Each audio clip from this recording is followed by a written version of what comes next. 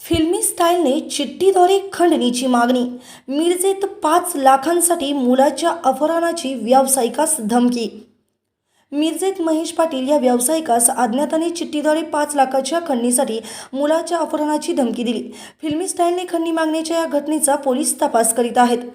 मिरजेतील पंढरपूर रस्त्यावर मगदूमळा येथे राहणारे महेश रावसाहेब पाटील यांचा डेअरी मशीन दुरुस्तीचा व्यवसाय आहे. महाराष्ट्रात व कर्नाटकात त्यांची कामे सुरू आहेत. 2 दिवसापूर्वी अज्ञात व्यक्तीने त्यांच्या घरासमोर असलेल्या दत्त मेडिकल या दुकानासमोर एक पाकिट ठेवले होते. पाकिटावर महेश पाटील यांचे नाव असल्याने दुकानदाराने ते पाकिट पाटील यांना आणून दिले. पाकिटातील चिठ्ठीत महेश पाटील यांना उद्देशून तुझा 11 वर्षाचा मुलगा आराध्य याचे अपहरण करण्यापूर्वी 5 लाख रुपये दे, नाहीतर मुलास गायब करेन. पोलिसांना किंवा इतर कोणाला कळवले तर मुलगा परत मिळणे कठीण होईल अशी धमकी दिली.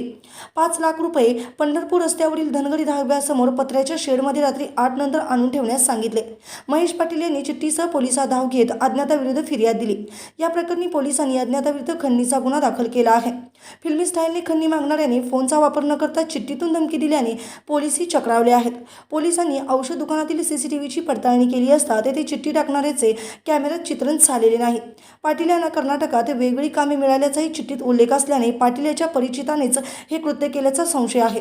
चिठ्ठीतील हस्ताक्षरावरून संशयिताचा शोध सुरू असल्याचे गांधी चौक पोलीस ठाण्याचे निरीक्षक सुधीर भालेराव यांनी सांगितले.